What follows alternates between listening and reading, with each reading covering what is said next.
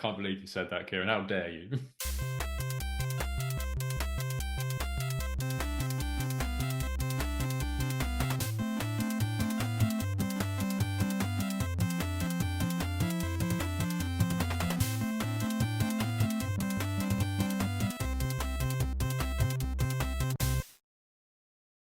Welcome to Thinking Deeply About Primary Education, the podcast that makes time and space to think about pedagogy, teaching and learning, professional development, anything of interest to time-poor but enthusiasm-rich primary teachers. This week, I'm joined by Christopher Such. Hello again. And Zach Groshell. Hi, everyone. How you doing, Zach? This is the first time you've been on. Nice to see you here. Yeah, I'm really excited about what we're going to talk about today.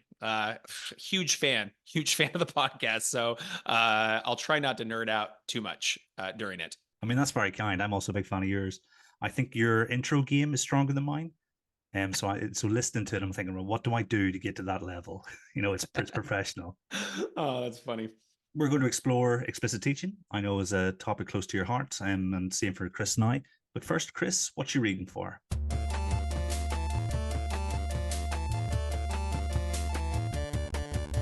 Hey, what you reading for? So I'm kind of tempted to say that I'm reading Zach Groshell's Just Tell Them, but to be perfectly honest, I haven't quite dived into it yet. It's next on my list. I'm very excited. My partner's already read it though, and she is beaming about it. She's a mentor, really keen to buy a copy for her trainee, so that's a good sign. But what have I been reading recently? So just a couple of weeks ago, a report was released by Fisher Family Trust into reading fluency. Fisher Family Trust run an assessment program that they do with thousands upon thousands of schools.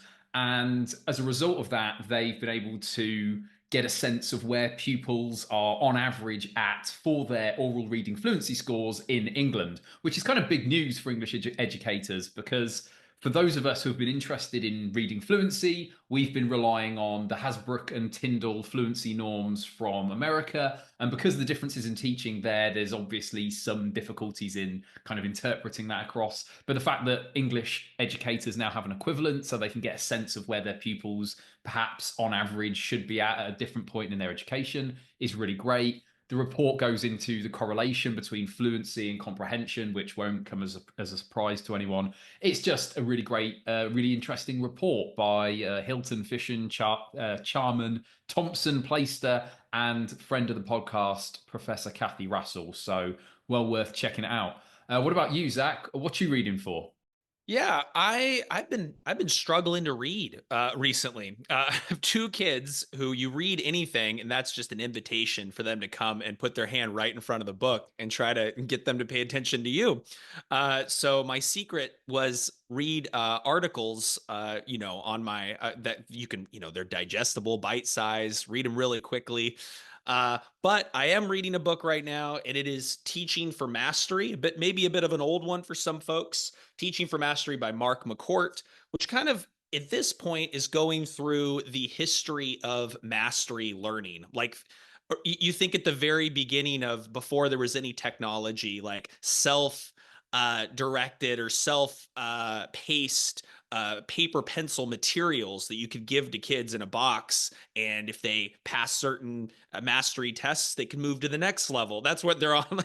And so I'm hoping as I go along, we're going to get to Zig Engelman and direct instruction, and we're going to get to maybe some of the things Mark is doing in schools in terms of his mastery model. So it's pretty cool.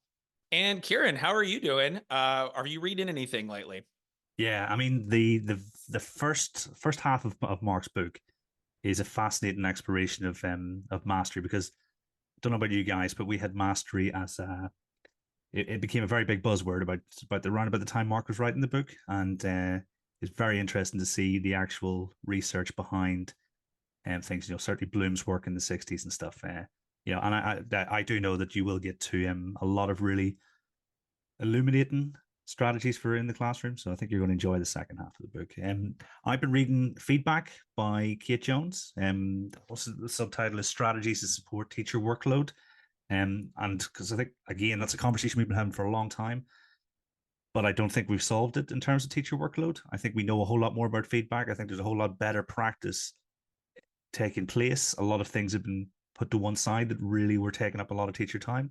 But I think it's an important book because I think the more people who are, certainly the more leaders who are engaged in this kind of reading, the better quality of life will be for teachers, I think. The focus is going to be explicit direct instruction. Obviously, you've mentioned Zig Engelman already. What inspired you to begin your exploration of explicit teaching, and how has your perspective evolved over time? The first thing I would say is that I think it's very misunderstood what explicit teaching is, and we're going to talk about that misconceptions later in the episode. But I think it was that initial misunderstanding that essentially an explicit teaching model is all teacher talk. It is just a monologue. It is not dialogic. It's not interactive. It's the teacher talking a lot that really turned me off to the idea of teaching that way early. But also the influence that came from my professors and my teacher training.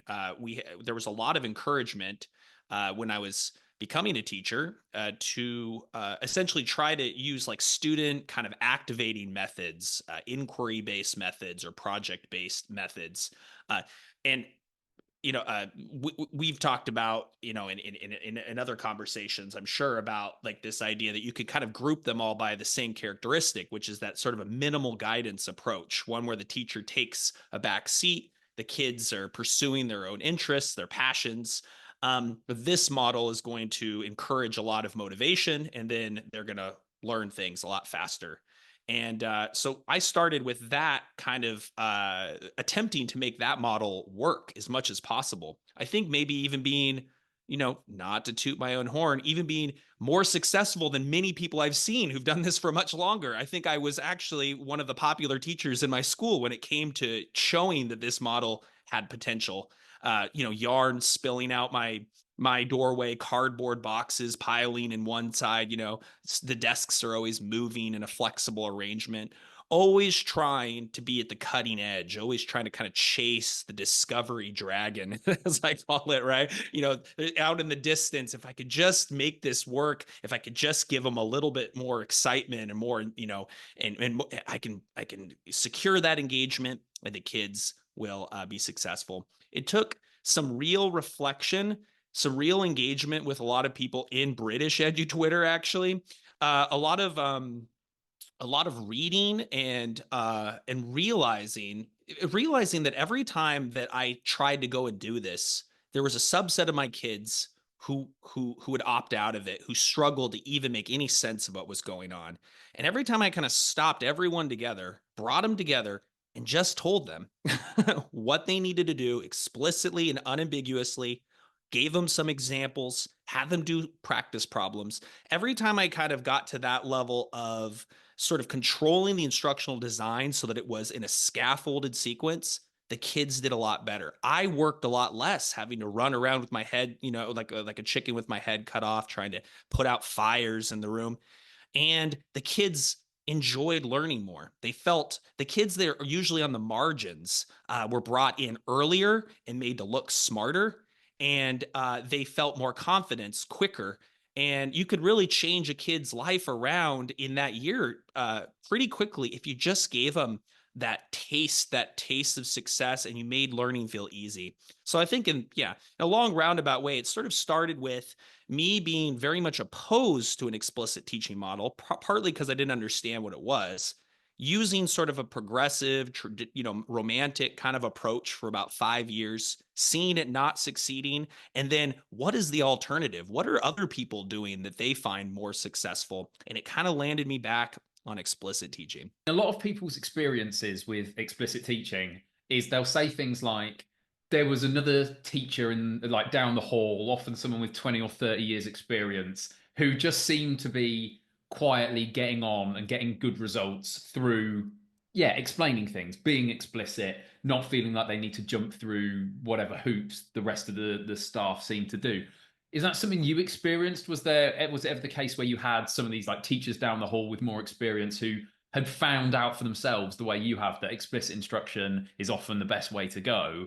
Or was it something that you had to discover like almost entirely on your own because of the culture that you work in? Yeah, almost entirely on my own, but it's in hindsight that you see all the examples that were around you. Just just like you said, getting on and teaching and what and me sort of ignoring those or not being ready to take to listen. We had a teacher who I remember I was walking with my class and it sort of started with behavior. My class was in a line teaching third grade, but they were just very floppy, and they were some of the kids were getting dragged along in the line, and you're supposed to keep them in a nice orderly kind of fashion. And the teacher right ahead of me and going to the assembly had this perfectly straight line, and she had a little voice level 0 up above her head, and kids were walking, and my students were actually making fun of these kids. They were making fun of them because they were following rules and they had the so-called strict teacher. I went into that strict teacher's classroom, and her name's Candace McGregor, if she's listening.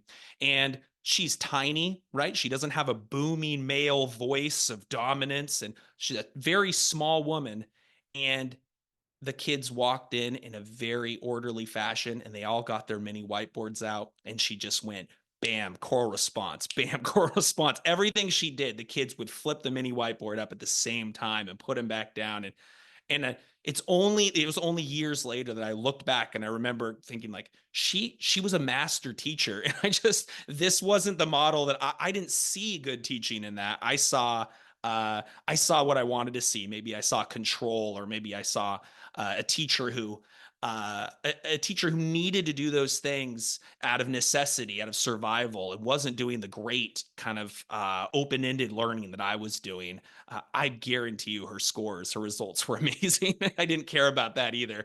Yeah, that's how I'd answer that question. I remember at the start of my career, one of the things that put me off this kind of what might now be described as explicit instruction was the idea in the back of my mind that I thought that it was like the easy version of teaching. And it's only when you actually do it that you realize that no, it just makes certain aspects of the job easier so that you can then dedicate that spare cognitive resources that you then have available to other kind of more interesting stuff, like how are you going to craft an explanation, what examples are you going to use, etc. But yeah, no, for me, I did have some of those. I occasionally bumped into those models, but like you, kind of just ignored them. Kind of was arrogant enough at the start of my career to think, oh, they're doing it wrong, and obviously that was not the case. It's funny, that easy argument. I just think everybody has a certain amount of time in their week they're going to dedicate to teaching, right? We can't exceed 60 hours of work, and some of us are really going to, we're going to put it all in during the day, and we're going to spend minimal time after school and on the weekend doing this. But I hear a lot of times, right? Yeah, I guess explicit instruction's cool, Zach, because it's easier, it's less time intensive. But wouldn't it be great if we could all if we all we could all just go over to the inquiry side? I know it's a lot of work, but it works for me. I don't buy that at all. I think it's extremely hard to use student performance to inform the next steps in your lesson. I think paying attention to the kids in your room, like actually having the headspace to see the things that are going to inform your teaching, is a masterful. It's a part of the craft that takes 30-40 years, and you'll never perfect it. I think Adam Boxer talks about ratio being, if he had to say, like, if you included participation, formative assessment, engagement, and feedback all into one thing, similar to ratio, uh, that's your whole career. You're going to be working on that forever, because it's just, there's 30 kids and you have a 30 kid problem. How do you address all of those needs? It's not by any means easy. Those who criticize explicit instruction tend to say things like, well, it stifles creativity and it prevents students from developing a sense of autonomy or agency. How would you respond to those concerns in particular? Well, what I usually say is that, and I'll say it now, what I is that explicit teaching is synonymous with scaffolding. And when I mean scaffolding, I mean there's a heavy amount of teacher guidance and support at the beginning, and there is relatively less at the end of that sequence. The scaffolds are removed. Um, we scaffolding such a great metaphor. It's almost confusing why people seem to not use it in the way that it's used in the real world, right? Which is, you don't start by building the roof and then you lay the foundation and so on. You start by moving up with lots of scaffolds, those scaffolds being teacher directions, instructions, teacher models and examples, and you slowly remove those scaffolds to let the kid do it by themselves. That's where creativity happens. And I taught a class called design, which is essentially a creativity course for elementary students. And I saw both. I experimented with both of these ways, the upside down way and the scaffolded way. Here is, try to be creative with a bunch of tools, manipulate things. Kids have fun for about 15 minutes, and immediately they start creating really unsophisticated things. They start to get bored with the materials and they start to fight with each other. They start to ask for help and wanting you to essentially teach them one at a time. And you're going around and you're just teaching 30 different lessons, right? Why not arm them with the prerequisite knowledge, with the things they need to think with? Why not show them what an arch is, for example? This is an arch, and I want you to build me an arch. And now that you've built an arch, I want you to combine your arch with the different with the different architectural design elements we've been learning in class. And now all of a sudden creativity flows from a source of knowledge from it. Basically, your creativity is informed by what you have in long-term memory. And so when people say, explicit teaching stifles creativity, I completely reject that. If you think of explicit teaching as scaffolding, you are giving them the scaffolds that will allow them to be much more creative than had you let them try to be creative with what they already know. I often find that when you show teachers the benefits, they soon, I don't know if abandon's the right word, but they're very happy to relinquish their old thoughts, just like probably all three of us did at some point. In your last role in school, I think you were supporting teachers within your school. How did you find that dynamic? Were there anyone who really wanted to stick with the sort of discovery, minimal guidance approach, or did you find that people, once they saw the benefits of explicit instruction, actually it was quite an easy move to that new approach? I guess in the online world, I am not afraid to use these terms, explicit instruction or progressive education or whatever. With teachers, I don't use any of these terms. I do that intentionally because I just say things like, "This is good teaching," or "This works," or "Do you want to get kids to not fight with each other? Guess what? Let's have a seating chart where they're going to sit next to people they don't want to talk to," right? I don't go into the realm of philosophy or of labels because immediately it turns teachers off. It makes them assume certain things about what the labels really mean, even though I know what I mean by them and I know what Anita Archer would say about it. That doesn't apply to a classroom where the teacher's in survival mode, really wanting to do right by their kids. So, I mean, with the teachers, I would be there supporting them and meeting them where they're at. They are, I'm diagnosing teaching problems in the classroom, and then I'm having a discussion with them, and they're seeing if they realize that those problems are impacting their ability to do their jobs. And then we're creating solutions together. If they wind up, they keep winding up back to something I think doesn't work, I'll say that, right? I mean, if it's, man, have you ever tried this thing I found on Pinterest that, it's a Halloween themed project thing. I think this can really get us to Christmas, right? You hear stuff like that and you go, well, let me tell you what I do, and I go ahead and be a little bit more directive in my coaching. I never had pushback around explicit instruction, explicit teaching. Uh, a lot of times I feel a big sigh of relief come from the teacher. I just got on my program. I put my desks into pods. I did a group activity after a week of teaching the norms and the routines, and it fell apart. And I am absolutely ashamed of what I led. And I don't even think I want to be a teacher anymore. This school, everyone says, is so hard. Maybe I need to look for a better, easier school, or maybe a different grade with older kids who can maybe handle this kind of stuff. This is the kind of thing you hear from teachers in their first years. And the minute you say, look, we're going to put the kids into rows and we're going to give them a seating chart and we're going to have them enter a certain way, that's going to set the conditions for attention. And while you're paying attention, I'm going to show you a couple things, right? We need to get everybody responding at the same time so you can check if they're listening. And we sort of move forward in a sort of sequential way. And always, we're close to 100%.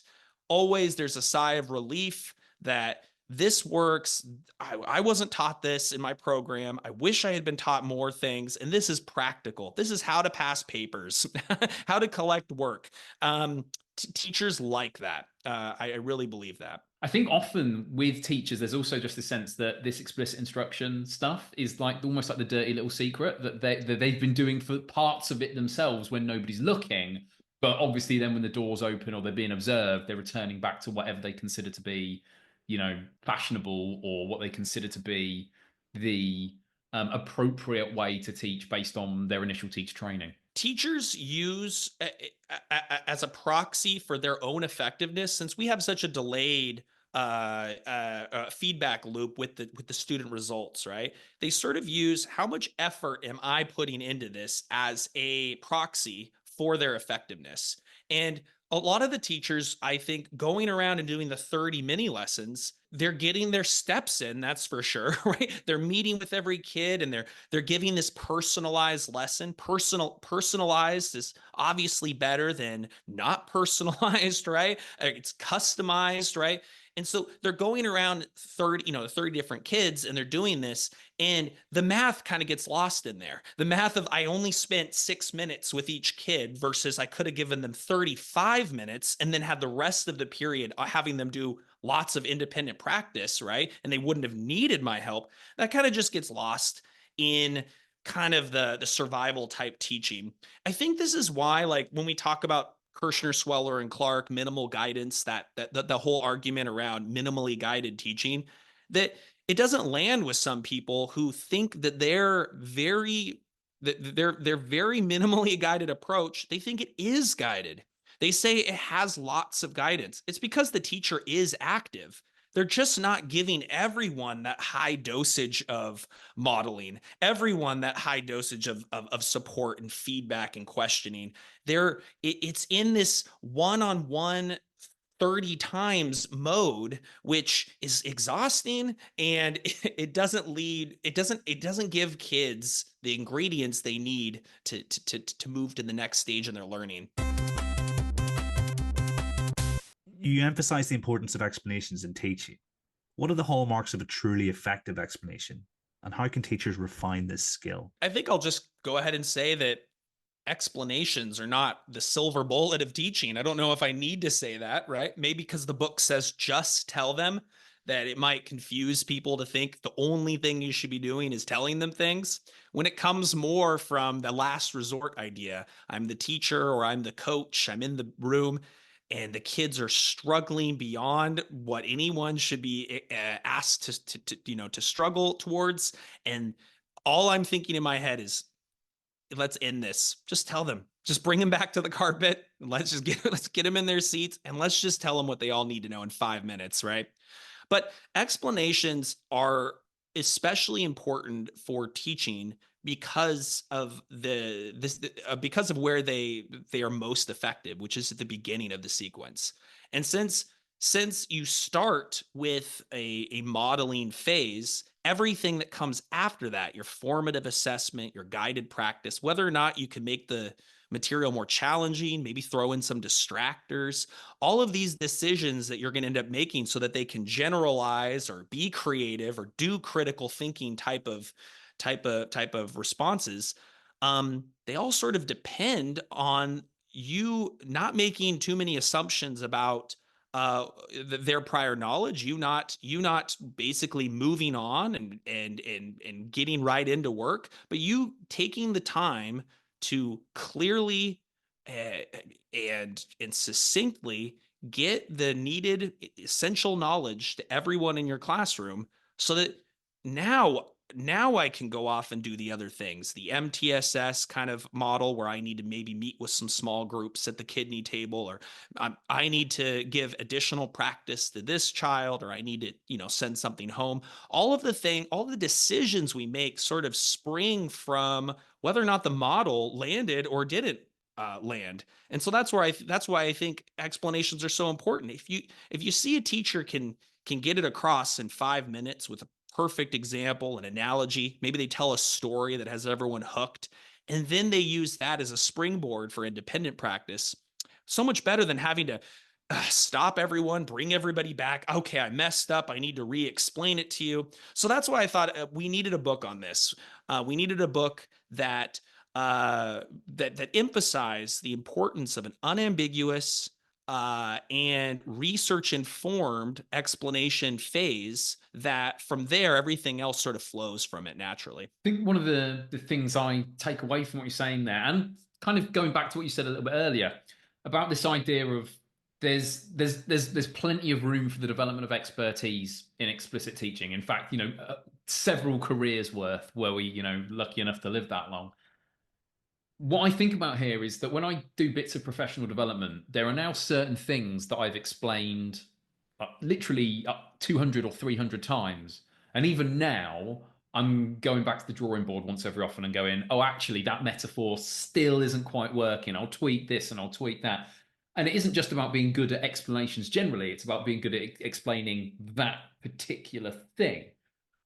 So first, I think there is this long-term development possibility around explanations that sometimes people don't realize is there. But what I want to kind of ask you is that, to what extent is this stuff like subject specific? So it isn't just about being good at explanations, though I'm sure there are general things we can take away about what makes good explanations. But how much of this is being good at explaining X or being good at explaining Y, be it, fractions or alliteration in English or whatever it might be? How much of this stuff do you think is specific to a given thing you're explaining, and how much of it can be generalized? I think quite a deal of it is subject specific. I mean, like you said, you know your content as you're in providing PD to a school, but sort of like a stand-up comedian kind of refining their jokes. It didn't land. There's something about this joke that doesn't flow into the next part, and you work it in your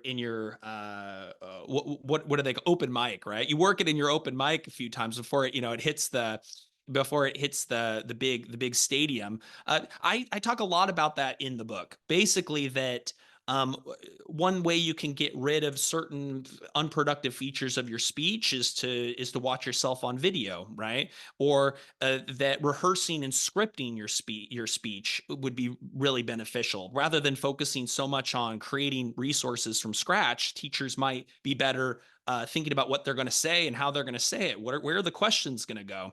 So even though the book itself is not subject specific, I use a range of examples, right? You're trying to bring this to any teacher.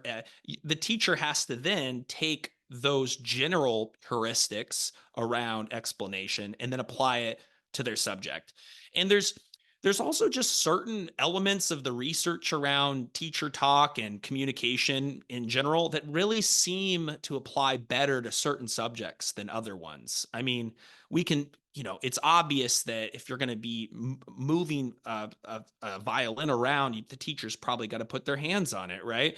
At some point in time. But or when you're talking about history, the stories that take place that sort of link to each other, they all have the characters and conflict. This really applies to kind of maybe more the humanities and more than science, where in science, diagrams play such an important role in understanding the natural world.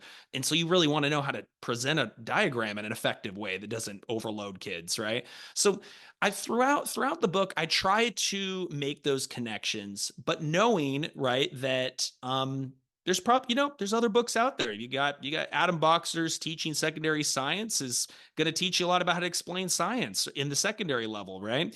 And these kind of explanations, they can be learned and they can be practiced, and they're specific in that they have their own metaphors, their own analogies, they have their own sequence from simple to complex that you have to adhere to.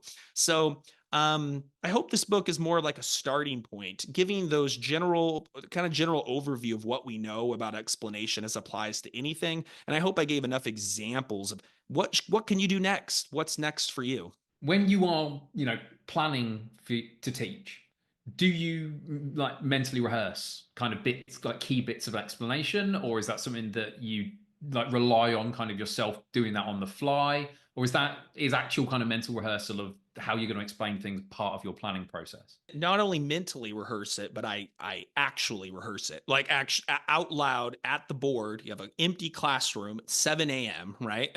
Or I'm in my car and I turn off the podcast I'm listening to because I know I'm about to teach something, and I say it out loud. And I even write a lot of this stuff down, especially if it's the first time, right? A lot of times the explanation it just comes down to you're not very confident with the material, never taught it before, right? So writing it down, saying it out loud, and then doing it in your head throughout the day, I think it's extremely important. What are teachers doing instead if they're not doing that, right? Is everybody doing that? Who knows? But what are they doing instead? A lot of times they're thinking about what things am I going to put out in front of the kids? And so they're at the copy machine, copying lots of worksheets and things. And what happens if the kids finish the worksheet? They're sort of they're busy with the student facing resources and finding these on Google, trying to create these from scratch. If they don't have a centrally planned curriculum, they have to do this every day. And then when they stand up in front of the class, when everything else is going to flow from that one explanation, and that's the first time they've thought of how to explain it. No wonder the kids don't understand what what the teacher's talking about, right? So maybe teachers have a lot. They're so busy. But maybe putting a bit more emphasis on what am I going to say and how, and that double plan. What do I expect an adequate response to be to what I just said when I ask them a question about it? Putting that more at the center of our planning process, I think would be really great for some teachers. Does your process change when it's someone else's explanation? So I'm thinking, is it corrective maths instruction? Is the capital D, capital I sort of intervention for pupils in mathematics? And if you were teaching that and it was someone else's, like they'd planned out this step-by-step journey, I can see how a lot of it would match up, but is there anything you do additionally to that? Like, for instance, if someone's in a situation where they are following a script of explanations? Yeah. Well, it saves you the time if you have the script to not have to go and write it, right? But I take out the script and I put it exactly where I would in the classroom, and I preview the whole thing. I read and I look, and some of the formats in a script are going to be from the day before, right? You're always continuing on. If you're in a good program, you're going to get like 90% practice, 10% new material, right? So you look over and you go, yeah, I did this yesterday. We're going to do it again. Don't need to look at that. This is the new part. And some of the good scripts will have a little arrow. This is the new part, right? And I do that and I practice that in front of the class. And using structured materials like this made me realize how much additional unnecessary teacher talk I had in my speech. Realizing that you can, if you work this out, you could say this in a sentence, in a minimal a statement, and have students respond back with a single core response, and you could save yourself 4 or 5 minutes. Just bam, this is what, using these kind of like really well kind of polished scripts did then transfer over to my teaching when I wasn't able to use them, because I realized really great explicit teaching is just a little bit from the teacher, a brief, concise statement followed by a student response, back and forth. It's not a loaded teacher tangent full of extraneous details type of speech. I'm fascinated by this idea of like concision in particular. I mean, I was writing something recently and I shared it with someone. And one of the things I said in there was that it's a bad idea for schools to say that the teachers need to talk less. And the person got back to me saying, I know why you're saying that, because for years and years, there was this message of, the person who's doing the talking is the person doing the learning. And so teachers, you should just minimize teacher talk. But he was keen for me to like be careful with that message because actually, in some cases, and I think back to the weaknesses of my own teaching, there are instances where I am just talking too much, and it's not necessarily because they should be doing something different, but it's just that I've taken 6 minutes to say something that I really should have said in a minute, or that I should have said in a minute and a half. And I think this idea of intentionally working on being concise is a really big deal for a lot of teachers. And it's one of these things that I think is still a thing to work on for lots of really experienced teachers who have nailed loads of other stuff. But you hear them explain something and you think, yeah, if you'd done that in 2 minutes instead of 5, these kids in this corner of the room would still be with you, and they're not anymore. So, yeah, I mean, I think sometimes people, as you said earlier, people mistake explicit instruction with lecturing, and yet there is something much more precise and interactive about the kind of explanations that you want to engage with as part of explicit instruction. I think it's really important what you said about like, this timing, this idea of how many minutes the child should, expect to hear teacher talk. I think that's a bunch of baloney. That a child at 4 years old can only pay attention for 4 minutes plus or minus one, or whatever made up thing. Kids are similar to goldfish in their memories and whatever else.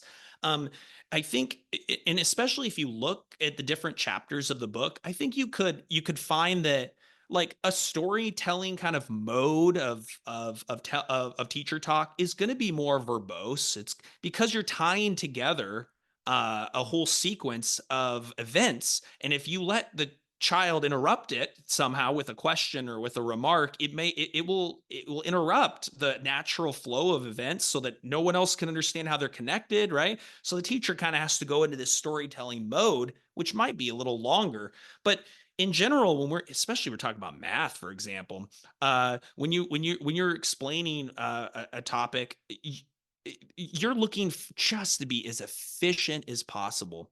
Efficiency is a bad word in education. In some cases, we just want to be effective.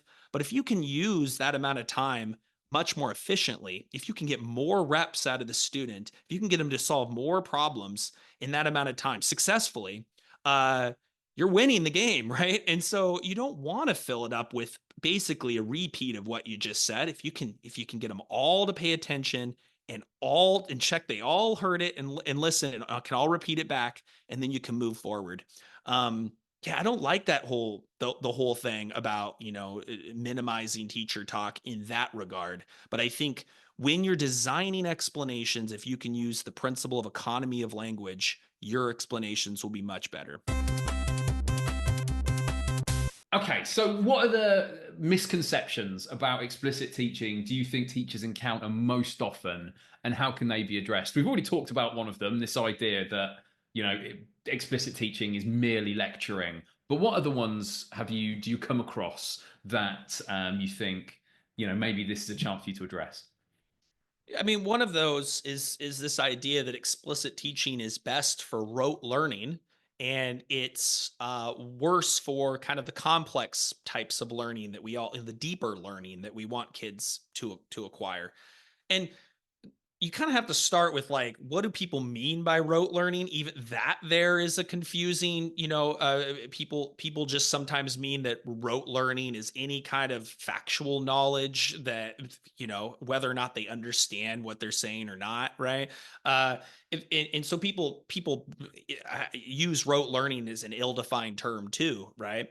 But what I would say is that explicit teaching, because of how it's sequenced, how it starts with let's simplify the task, or you look at a single element of this learning, atomize a more complex type of problem or task, and then how we slowly and carefully add the atoms back together so that now the student is not burdened by the fact that this is all a working memory load. These are all prior knowledge resources, which do not have a burden on working memory, that we're going to build up to something that is complex, that is meaningful for the students, that is often think about anything in the world, like how amazing it is when someone can play an instrument or play a full, play football at the highest level. We're building up to something that is meaningful and complex and interesting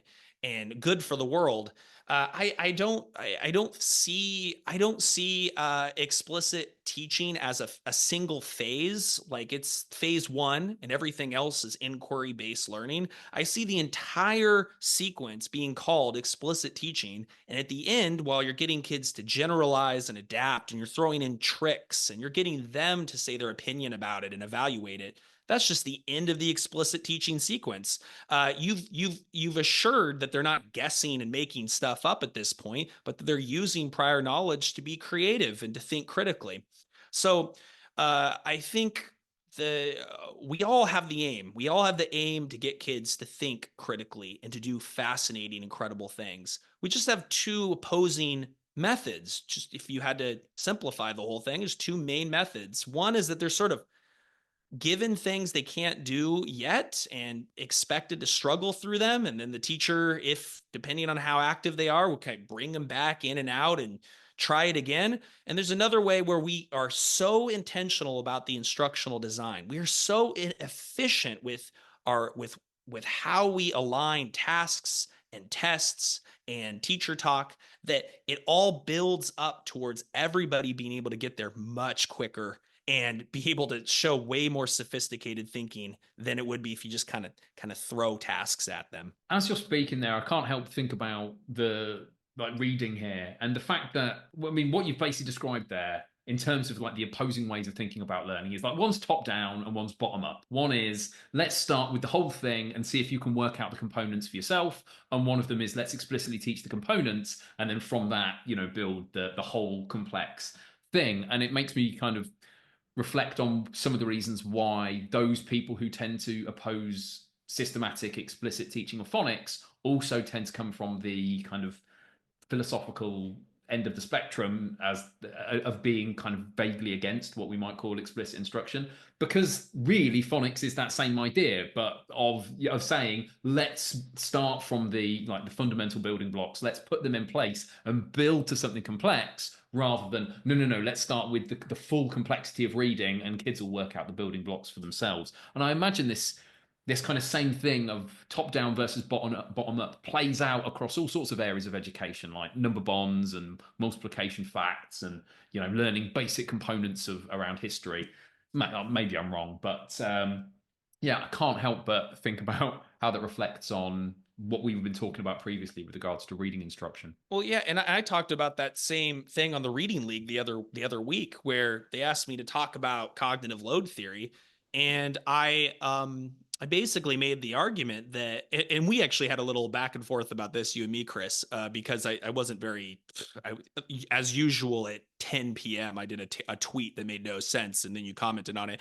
But but basically, like the idea that it makes no sense that in the American, in particular, movement around sold a story and the science of reading, that we've now systematically planned and purchased and created an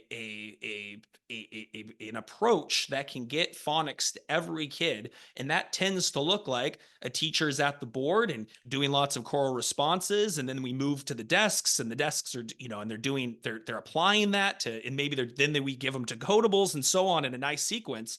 And then that same teacher feels compelled in math to do a bottom up kind of, let's throw toys at the kids, let's have them play, right? And it's almost like there's a cultural perspective now that reading is something that really needs to be taught by a teacher. It's sort of a relatively recent invention, and that all kids need to be passed on, transmitted by an expert. But math is something that, because most Americans hate math, that it should be learned through discovery. And that just makes no sense to me. It makes no sense that you could see one type of information as so drastically different than another type of information. Yeah, I mean, to be fair, in that tweet because basically you talked about this idea, and I wanted to make the point that in terms of early learning, that actually a lot of this I'm an advocate of teaching number bonds, etc., explicitly, clear curriculum. How are we going from this to this to this to this to this? But all of that stuff relies upon like a bedrock of experiences with objects, etc. So basically, what I was trying to do was trying to get you out of a bit of trouble. I was trying to prevent like a whole group of people who I know would just like pounce on that tweet by saying, no, no, no. What he's saying here is, aren't you, Zach? Because yeah, so if it sounded like I was giving you a hard time, I promise I wasn't. I was just trying to preempt the whirlwind that was coming your way. Oh, and God, the early learning and the play based. I come from. My mom is 42 year now retired preschool teacher, right? And to see her finesse play based experiences alongside small amounts of targeted instruction as she and to get kids to enter into kindergarten basically knowing everything that a kindergartner should know already through a really good preschool program is fantastic. And so to talk, so that's why I'm very careful but you always forget, don't you, that when you're talking to a large audience of of preschool teachers all the way up to 12th grade, that something you're going to say along the way is not going to jive with where children typically are when it comes to their attention, their ability to sit and focus, and so on. So yeah, thanks for getting me out of that. I did think I replied with like, and by the way, I support the use of concrete objects and manipulatives in teaching. I don't know if you knew that. So yeah. Looking forward, what do you think lies in store in the future of evidence-based teaching? That's an interesting question. I mean, I love reading about cognitive science, and I think it's a fantastic filter. I'm actually going to stem. This is a line I'm going to steal from Chris Bolton, right?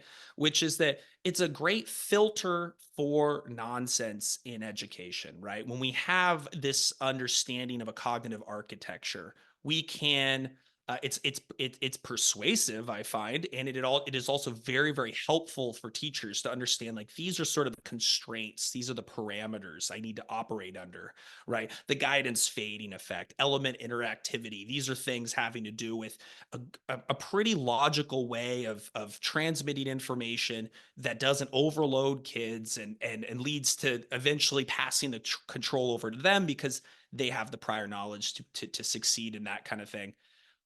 However, what's next after this is I think we really need to get down to the practice level. We need to get down to the level of the technique, and which is it probably if Doug Lemov is listening to this, he'd find that funny because he's been banging on about the importance of technique in his books, and now he's connecting the techniques in 3.0 to cognitive science, right? But I sometimes I think in this evidence-based journey, we might think that talking about cognitive science in the abstract to teachers is sufficient to change the practices that are in place. And I mean, even with the phonics movement is sort of similar too, where it's just like if we can just get people to realize phonics is important, then they'll do the job, they'll use the materials. Not so, right? You're going to get into a classroom where the teacher's using the materials in drastically different ways than the teacher across the way. One has loads of opportunities to respond, who is efficient, economy of language, right? Uses many whiteboards and other techniques to kind of get formative assessment opportunities. And you got teacher B who's just kind of just going through the motions. So we have to get to always to the technique level as informed by scientific research, randomized control trials, and we have to maybe go back and forth between these all the time because technique without some sort of those insights can be pretty blind, and you don't know what you're doing too. I have to say, I mean, that rings a lot of bells. I mean, if someone said to me where I think the next kind of, well, maybe this is just optimistic, where I think the next 10, 20 years of education either will go or I hope will go, it is starting to drill down into, at least at primary level over here, subject specific stuff. So beyond, okay, this is what makes for a decent explanation. This is what makes for good use of examples and non-examples. I think that looking at this stuff and saying, okay, what makes really good explanations specific when we're talking about place value in mathematics, and just targeting certain key areas of the curriculum and saying, let's get everyone in the profession really good at dealing with this stuff, really good at explaining place value using manipulatives, really good at looking at chronology using timelines in history, or whatever it might be. I like to think that that's where evidence-based teaching will kind of direct its focus, but maybe that, as I say, is a bit optimistic. I put it in there because it feels like certainly in England we've been at this for the best part of 10 years, and I'm still surprised whenever people ask like who's heard of cognitive load theory at conferences and stuff, and lots of hands stay down. And so in my mind, I'm thinking, will it just keep going? You know, there's obviously the secular argument where the conversation will just keep going round and round and round. So I am genuinely interested to find out where the next 10 years. I mean, would you say America's earlier on in that journey or roughly the same point? Because obviously Doug Lemov has been doing his thing for quite a long time, probably pre things like research ed and stuff. I don't know. Yeah, but Doug Lemov would be the first to admit, you know, as he told me in the last thing we were in together, that you know, it's a struggle to get to even get these techniques into American classrooms. You could ask. This blows people away in the UK, where I'd be like, you know, Doug Lemov may not draw the crowd you think he would draw if he went into some school district, because no one would even know who he is, which is really, it's sort of like the fact you all have read Rosenshine. No one knows who he is here, right? There is a huge problem with the dissemination of teacher knowledge here, and the fact that we're all these different districts that all operate under our own sets of rules. Everything's decentralized everywhere you go. Is probably what fuels it, right? You can go to one school district and they're doing some pretty cool stuff, and they don't even know it's innovative. They don't even know they're at the cutting edge of anything, right? Um, and the opposite is true too. They think that they are doing what a great school would do, but the level of rigor and expectation is so much below what anyone should expect from a school, and nobody knows about it. Um, so we are far behind, I think, when it comes to this movement. But I think even talking to folks over in the UK each time I go, you do have to pinch yourself. So, you do have to wake yourself up and realize this is online. This is Twitter. This is Blue Sky. Everyone here knows all this stuff. But the average teacher working at the average school down the road this may be the first time they're encountering it. Yeah, that's what I was tiptoeing around. Really, I was trying to think of the polite way to say it, which I suppose shows how important a book like your sort of new book is. I mean, Chris, you had a copy. I've seen copies online. Are they out in the world, or is that John Cat sent you one? Oh no, they are out in the world. This is yeah. I don't know if John Cat are going to send me one, but I'll happily take a second. But no, this one was purchased. Yeah, they're out in the world. I think that the people are at the publishing company. John Cat may have been a little surprised at how many people pre-ordered it, and I think some people are just now finding out that they're getting their order delayed, especially in Canada. Apparently, everyone in Canada has been messaging me. But yeah, I think sometimes this book for the Twitter crowd might be just a little bit vanilla, right? It's the things we talk about all the time, especially in UK edgy Twitter. For America, for American Twitter, which seems to have disappeared, nobody, they're all gone. This might be the Devil's Scrolls for all I know, right? This is talking about a type of teaching that is so unpopular that to even say these things is just it could offend some people. I think we are. I cannot know, because the schools that invite me to come to their to come present typically are on a journey to make more of an academic knowledge based curriculum. So I don't usually get invited to the places that wouldn't be interested in this kind of stuff. I think America's number 2 on my list of countries in terms of listeners. So I reckon there's 3 or 4 people who are going to be really interested to read it.